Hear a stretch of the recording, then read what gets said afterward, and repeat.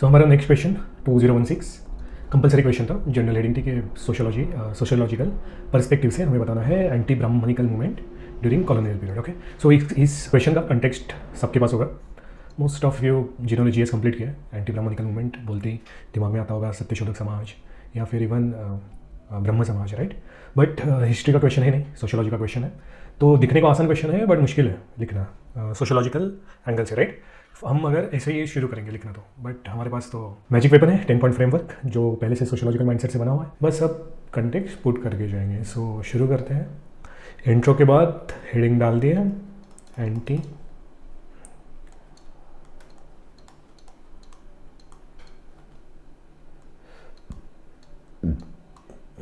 Brahminical movement during the colonial period.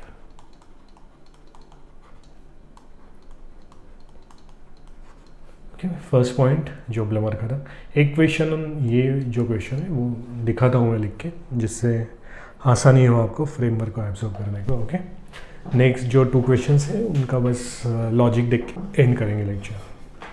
So Blumer linked shared dissatisfaction to collective action। Okay, हमारी general line पाइल। So socio religious है, so हम add करेंगे GS Ghurye. Stress this unrest, जैसे हमने ऊपर देखा था सेम फॉर्मेट, कोई हम चेंज नहीं किए। Okay, to cast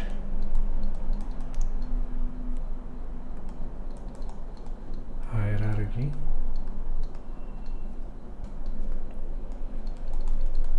ritual exclusion, etc. Example: foliage and periods anti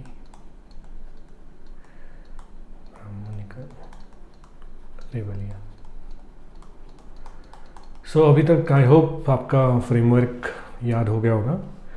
तो अब आगे का जो हमारा काम होगा कि हर एक मूवमेंट के लिए कुछ कीवर्ड्स बना के रखने हैं जो मतलब आने ही चाहिए। फॉर एग्जांपल एंटी ब्राह्मणिकल आया तो फुले, पेरियार, अंबेडकर, राइट, ऐसे नाम आपके कंटेक्स्ट में दिखने चाहिए, ठीक, जो आप पुट करोगे। एक फ्रेमवर्क लिख लेता हूँ, AOICMICBTI। ओके, एक कलेक्टिव एक्शन हमारा हो गया। सेकेंड होगा ऑर्गेनाइज एफर्ट्स। ऑर्गेनाइज एफर्ट बोलते ही आ गया Tilly's resource mobilization theory, RMT is empirically grounded by M.S. Rao। Okay, हम जब दोनों थिंकर्स को मर्ज करें तो जानबूझ के हमने फ्रेज अलग यूज़ किया कि क्वेश्चन में एक जैसा पैटर्न नहीं लिखे, ठीक। वाइल जीएस गुरे स्ट्रेस और एम्पिरिकली ग्राउंडेड, ठीक। वो shows how Satyashodhak Samaj self respect movement journals like Deenbandhu, prelims में आया था ना ये क्वेश्चन दीनबंधु का एक बार, institutionalise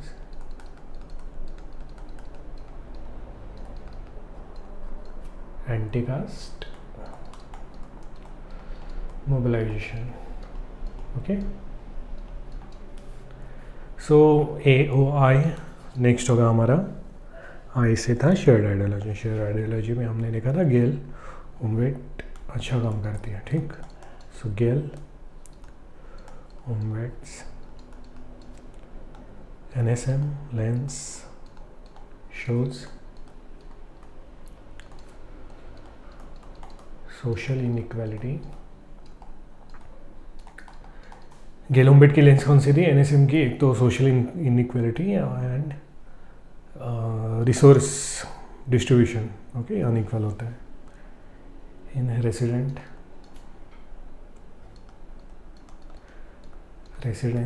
structure.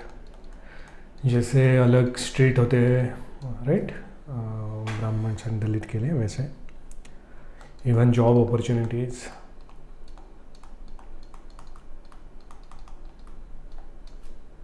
Under state become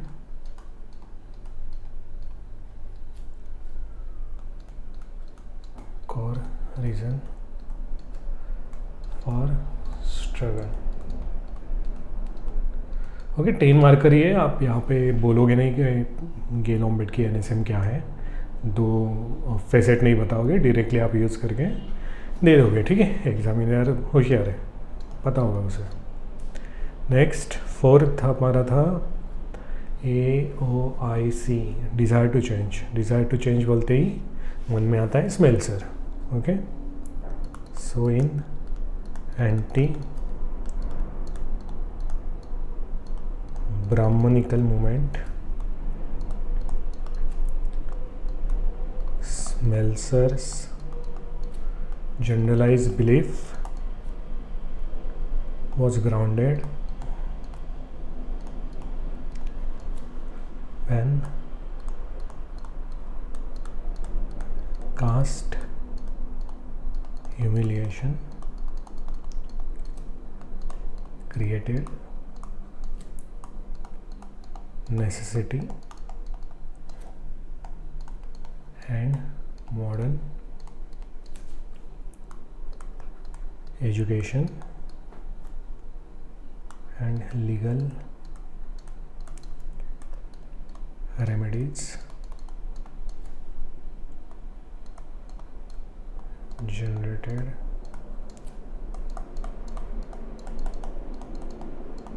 possibility of emancipation as articulated by B.R. Ambedkar। Okay, so 4 point हमारे हो गए। उसके बाद 10 मार्कर है, जगह नहीं बचेगी, एक पॉइंट आपको चूज़ करना है और मैं बोलूँगा हमेशा आप इनकन्सिस्टेंसी वाला पॉइंट लेना, ओके। सोशियो रिलीजियस में अच्छा बैठता है और ब्रूम एंड लिंस्की प्रोमिनेंट सोशोलॉजिस्ट है। So Broom and Linsky's inconsistency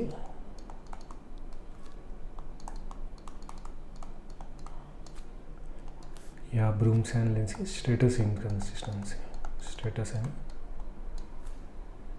emerged when Britishers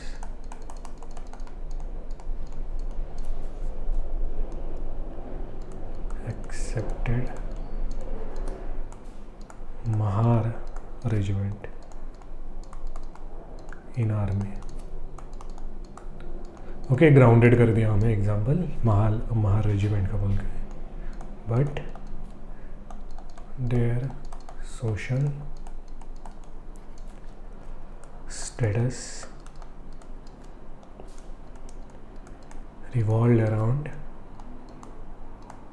untouchability.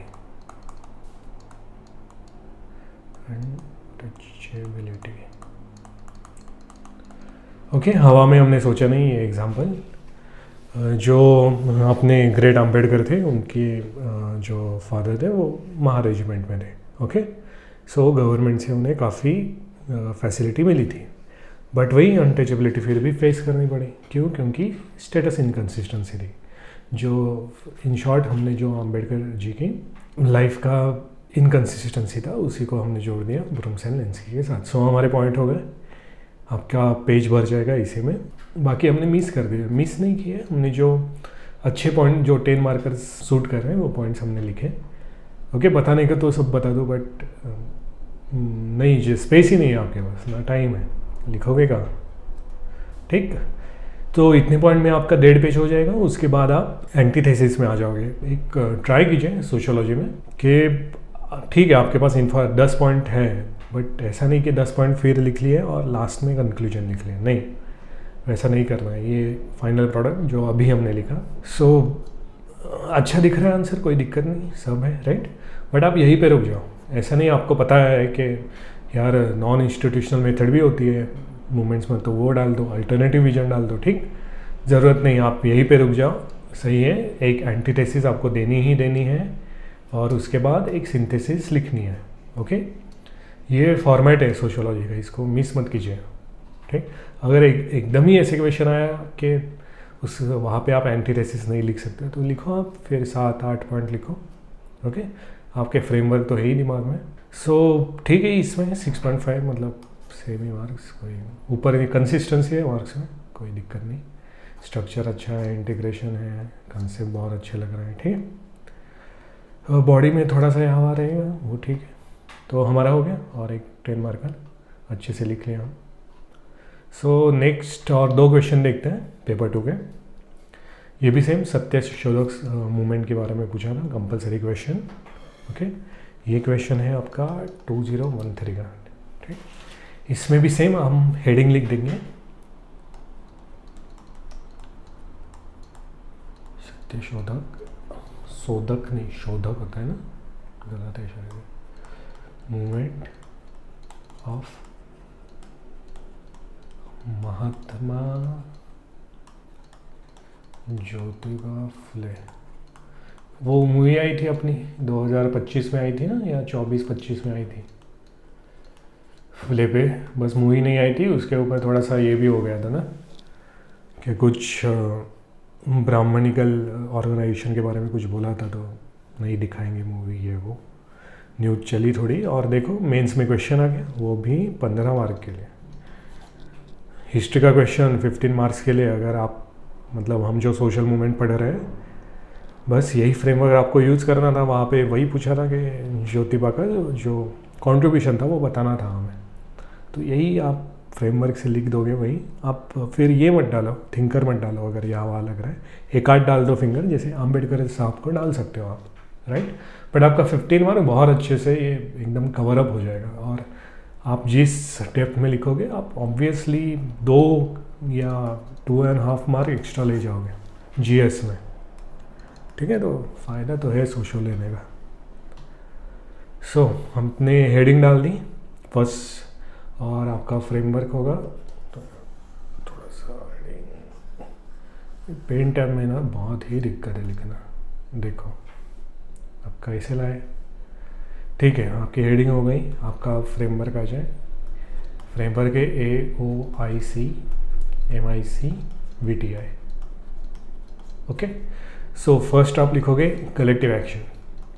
Same collective action आते ही आपके पास पूरा सेंटेंस बना हुआ है। क्या सेंटेंस है?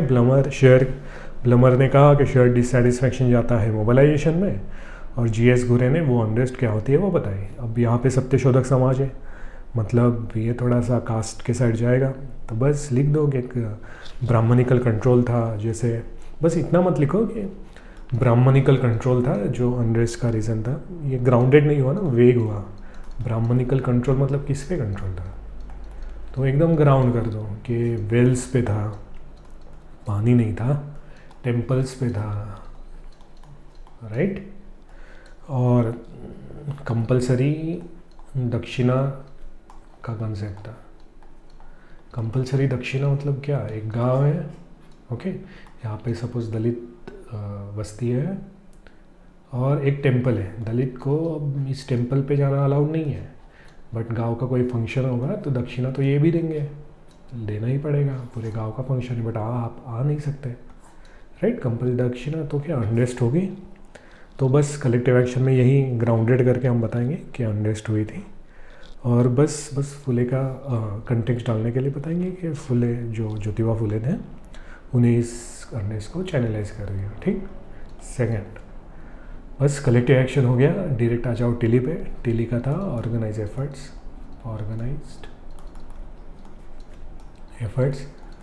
सेंटेंस बना हुआ है कि ऑर्गेनाइज टिली की जो रिसर्च मोबिलाइजेशन थ्योरी थी उसे इम्पेरिकली ग्राउंड किया किसने, एम एस राव ने, राइट।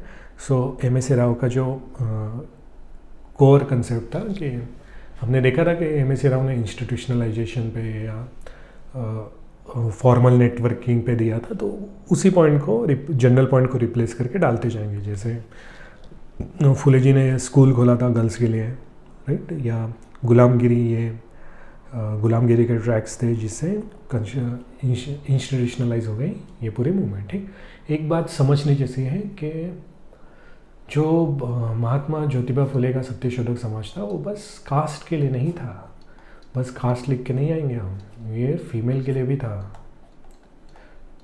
ट्राइबल्स के लिए भी था, ओके। सो ऐसा नहीं बस कास्ट के लिए था। तो आपके एग्जाम्पल वैसे होने चाहिए, जैसे ऑर्गेनाइज एफर्ट में आप ये डाल दो गर्ल्स स्कूल, ओके।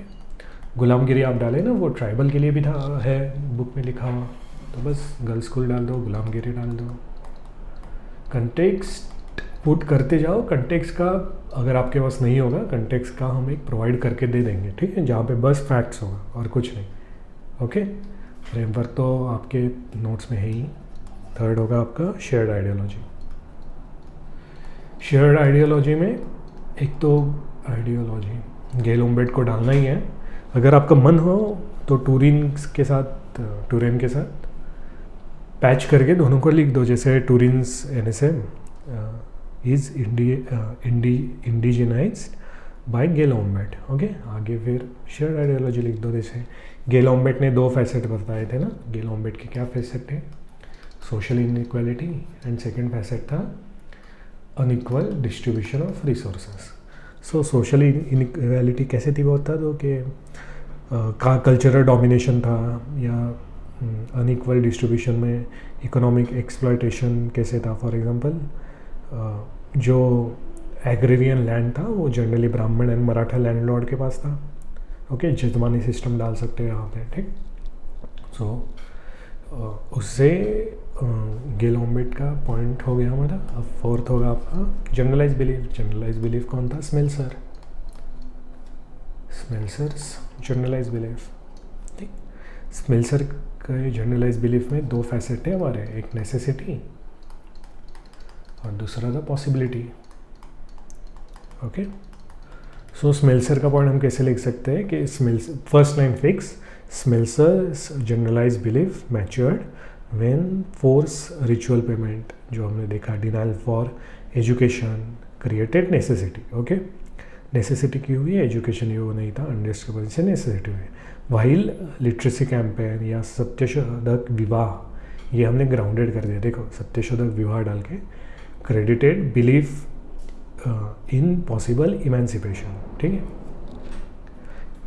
सो पॉसिबिलिटी नेसेसिटी मतलब फ्लो में जा रहे हैं हम, ठीक। ऊपर तो देख लिया हमने आंसर कैसे लिखना है, अभी बस थिंकिंग का फ्लो देख रहे हैं, ओके।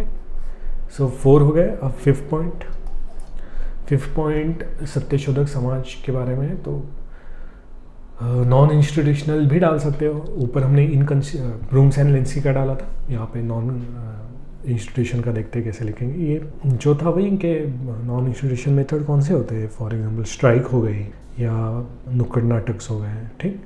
तो सत्यशोधक में क्या हुआ था, जो मनुस्मृति थी ना उसका डेनंसिएशन किया दिया था काउंटर रिचुअल दिखाने के लिए, और बाईपास कर दिया था दोनों, एक कॉलोनियल कोर्ट भी बाईपास कर दिया, ब्राह्मणिकल अथॉरिटी भी बाईपास कर दिया, नॉन इंस्टीट्यूशनल मेथड्स के साइड ही गए थे फुले जी, ठीक है। सो नॉन इंस्टीट्यूशनल मेथड हो गया हमारा, ओके। देखो आराम से पॉइंट आ रहे हैं यार, इतना कुछ ज़्यादा है नहीं। आप मतलब जितना हम अभी प्रैक्टिस किए हैं तो हो गया आपका अब ये चैप्टर अच्छे से, ज़्यादा दिक्कत नहीं होगी अब इसमें, कोई भी क्वेश्चन आ जाए, ओके। ये फाइनली हमारा एग्जाम्पल मतलब फाइनल प्रोडक्ट ऐसा दिखेगा, ठीक। यहाँ पे हमने सिंथेसिस कंक्लूजन दोनों लिख दिया, ओके। अच्छा सा आंसर बना, मार्क्स भाई कोई दिक्कत नहीं, सब okay. So next question 20 markers एक लेते हैं, क्योंकि 2 10 मार्कर्स ले लिए हमने। ये जो 20 मार्कर्स है वो 2023 का है, ओके। और यहाँ पे हम जब भी मतलब पेपर 2 में कोई भी क्वेश्चन देख रहे हैं तो डिफ्रेंशिएट नहीं कर रहे कि चलो ये आ गया 5th चैप्टर से या ये है 1st चैप्टर वाला, सबकी थीम्स एक जैसी है, कोई है नहीं, वर्डिंग अलग है, ठीक है। जैसे ऊपर स्पेसिफिकली सत्यशोधक समाज बोला था या एंटी ब्राह्मणिकल मूवमेंट बोला था, तो यहाँ पे वर्ड चेंज होकर दलित पॉलिटिकल मोबिलाइजेशन आ गया, ओके, क्योंकि अभी ये 5th चैप्टर शुरू हो गया। बट इस पर ध्यान देने की ज़रूरत नहीं है, सेम करेंगे हम, कोई ये नहीं करेंगे हम। हेडिंग डाल, क्या है question, do you think that the decades of Dalit political mobilisation and movements have helped in strengthening Indian democracy, okay, substantiate your argument with facts. Facts डालने हैं, ग्राउंडेड, जो हमारा मूल मंत्र है ये पेपर 2 का, फैक्ट लिखने हैं। तो यहाँ पे बस वो बोल दिए, हिडन नहीं रखे कि लिखो, वो बोल दिए कि लिख ही दो, ठीक है। डेमोक्रेसी के साथ उसे फिक्स करना है, ठीक। ऊपर के क्वेश्चन आपको आसान लग रहे होंगे ना थोड़े, कि डायरेक्टली पूछ लिया सत्यशोधक समाज के बारे में बताओ या कुछ और बताओ, ओके। बट यहाँ पे थोड़ा सा लंबा लग सकता है क्वेश्चन कि अरे थोड़ा सा सोचना पड़ेगा आप कैसे करें, ओके। बट आपको नहीं, क्योंकि आपके पास है फ्रेमवर्क। तो इसे हम कैसे लिखेंगे, इसे थोड़ा टाइम देता हूँ जिससे आपको आसानी हो। So decades of Dalit political mobilisation and movements have helped in strengthening India's democracy, okay. तो हमें बताना है कि मूवमेंट ने इंडिया की डेमोक्रेसी कैसे हेल्प किया, ओके, स्ट्रेंथन करने में। हम 3 पॉइंट फ्रेमवर्क, 3 कीवर्ड का एक बोनस लेक्चर डाला था मैंने, शायद देखा हो। वो 3 कीवर्ड का अगर हम कर सकते हैं आराम से, तो ये तो बस 2 कीवर्ड है कि दलित जो मूवमेंट है उसे हमें मैच करना है इंडियन डेमोक्रेसी के साथ और लिखते जाना है, ठीक है। सो कोई टेंशन नहीं। फर्स्ट हमारा है कलेक्टिव एक्शन। कलेक्टिव एक्शन सीधा शुरू कर दो, ब्लमर्स।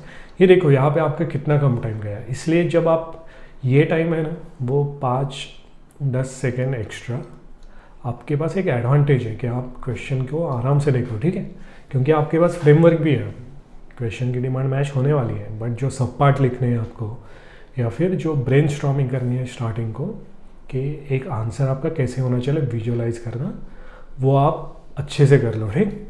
इससे बहुत इफेक्ट पड़ने वाला है। प्रैक्टिस जैसे जैसे करोगे समझ जाओगे। Blumer's share dissatisfaction became democratic mobilization when Dalits facing Gurez,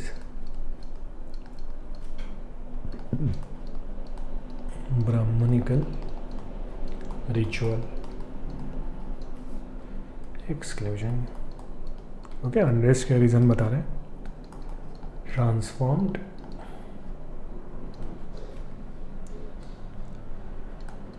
everyday humiliation from Mahad Satyagraha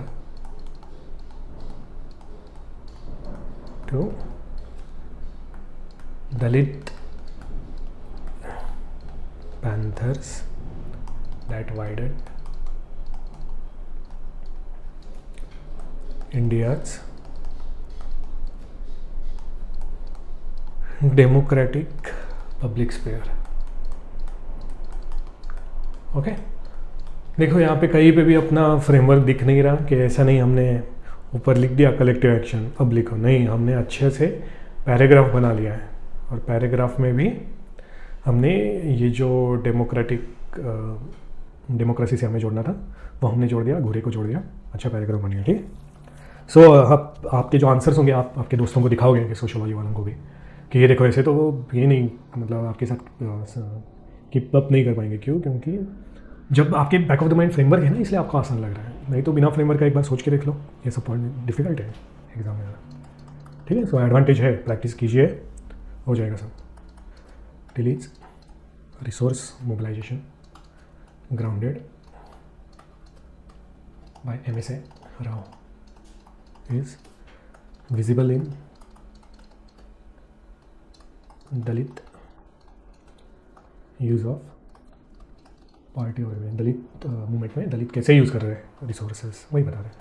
party organisation BSP थी ना, या फिर cadre networks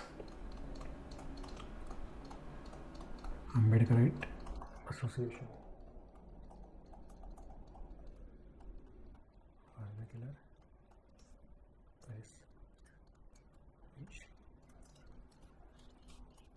institutionalize democratic participation and expand political negotiation capacity। Okay, M S Rao की जो थ्योरी थी institutionalisation of movement, उसी को हम यूज़ करते जा रहे हैं। ऊपर भी हमने ये सेम लाइन लिखी, बट उसके आगे का कंटेक्स्ट चेंज कर दिया, ठीक है। सो ऐसे हम देखा जाए ना तो यहाँ से ये विजिबल या ये इंस्टीट्यूशनलाइजेशन, ये इतना बड़ा हमारा सब सेम है, बस बीच का जो कंटेक्स्ट है वो हम चेंज करते जा रहे हैं। यहाँ पे भी देखो, ये ब्लमर से फेसिंग गुरेज, राइट, ये हमारा सेम पार्ट होगा। ओके, बस हम बाद में जो कंटेक्स्ट है वो चेंज किया। ओके, सो आई होप आप समझ रहे हो। थर्ड पॉइंट आ जाओ फिर से गेल ओम्बेड, या फिर टूरिंग को थोड़ा सा लिख लो। गेल ओम्बेड का था सोशल इनइक्वालिटीज़, तो बता दोगे सोशल इनइक्वालिटी क्या थी, कि स्ट्रक्चरल इनइक्वालिटी थी, या resource mobilisation unequal distribution of resources था। ओके, और ऐसे टाइम पे क्या हुआ, मतलब ये सॉल्व कैसे हुआ, कंटेक्स्ट क्या डालना है हमें, तो डेमोक्रेसी है तो पार्टी का डाल, तो BSP कैसे कि BSP transform identity into a democratic claim for political representation. ठीक है, हर जगह हम पॉलिटिकल रिप्रेजेंटेशन, जिससे देखते ही मतलब देखो, अगर आप क्वेश्चन नहीं देखोगे और जस्ट आंसर पढ़ोगे, फिर भी आप क्वेश्चन गेस कर लोगे कि कुछ क्वेश्चन दलित का जो मूवमेंट है वो कैसे डेमोक्रेसी का अपहोल्ड कर रहा है, वही बता रहा है। ठीक है, सो इसका मतलब है डिमांड सही से मैच हो रहा है, कोई दिक्कत नहीं है। अब ये हो गया 4 पॉइंट हमारा स्मेल्सर का जनरलाइज्ड बिलीफ। चलो लिख के दिखाता हूँ, आलस मैं भी नहीं करता, आप भी मत करो, ठीक है। सो स्मेल्सर्स जनरलाइज्ड बिलीफ, वही लिख के बोर तो होगा, मैं मान रहा हूँ, बट देखो ना, ये कोई आपके मार्क्स बढ़ा रहा है, और जहाँ पे मार्क्स बढ़ रहे हैं बोर भी हो, कोई बात नहीं, करते रहो फिर भी वो चीज़। Completed through Ambedkar's constitutionalism shows how caste violence created necessity। वही लिख रहे, कोई चेंज नहीं है, बस नेसेसिटी डाले। अब हमें पॉसिबिलिटी डालना है, डाल दो, वाइल राइट बेस्ड सिटीजनशिप, बस डेमोक्रेसी के वर्ड्स डालने हैं, जैसे citizenship, reservation etcetera, created possibility allowing Dalits to use democracy as a tool for empowerment। Okay, हमारा अच्छे से लिख लिया हम जनरलाइज बिलीफ स्मेल्सर का। ठीक, 5th पॉइंट बहुत अच्छे से पैराग्राफ वाइज जा रहे हो, मज़ा आएगा जब आप लिखोगे एग्जाम में ऐसा। 5th पॉइंट हमारा क्या था, AOICMIC मतलब non institutional method. So Dalit mobilisation expanded non institutional democratic method. हमने बस नॉन इंस्टीट्यूशनल मेथड नहीं लिखा, क्वेश्चन की डिमांड मैच हो जाए तो डेमोक्रेटिक डाल दिया। ये जो छोटे छोटे ये है ना, वो आराम से प्रैक्टिस से आ जाएगा, बट ये इंपॉर्टेंट होता है ये सब डालना। Like Golpitha poetry in mass protest, grounded कर दिया हमने, ठीक, एटसेट्रा। विच एंथनी वॉलिस का डाल दो, revitalising democratic accountability.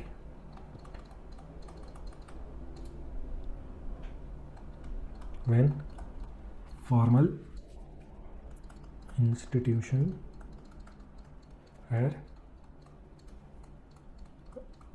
unresponsive।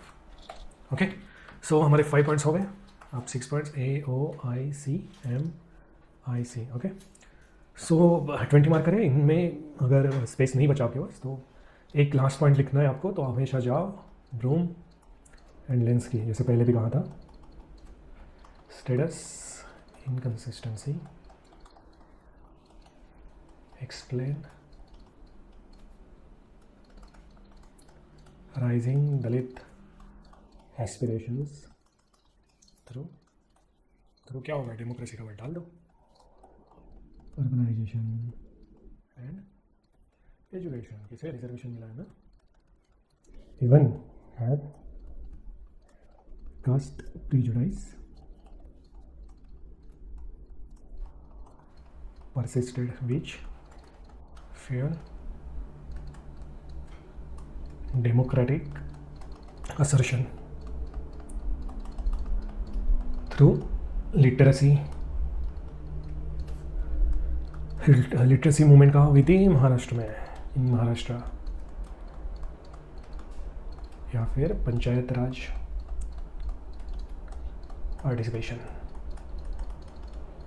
Okay, reservation clause है ना, एटसेट्रा, ठीक है। सो स्टेटस इनकंसिस्टेंसी हमने लिख दिया अच्छे से।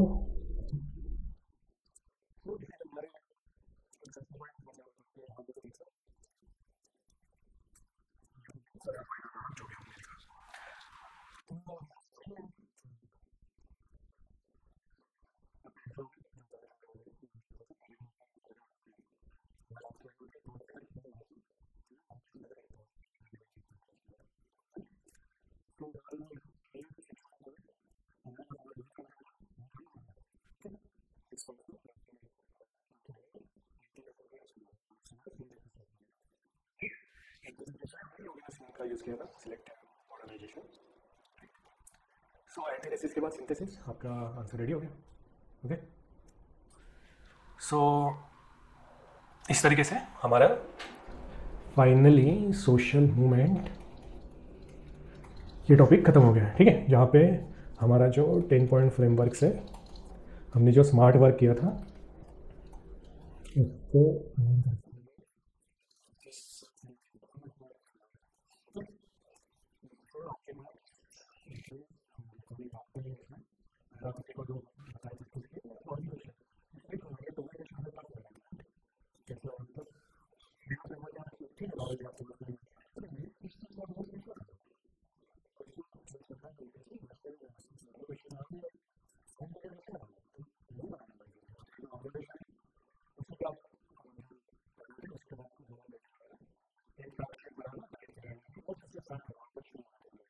करोगे उसमें आप पूछोगे बस।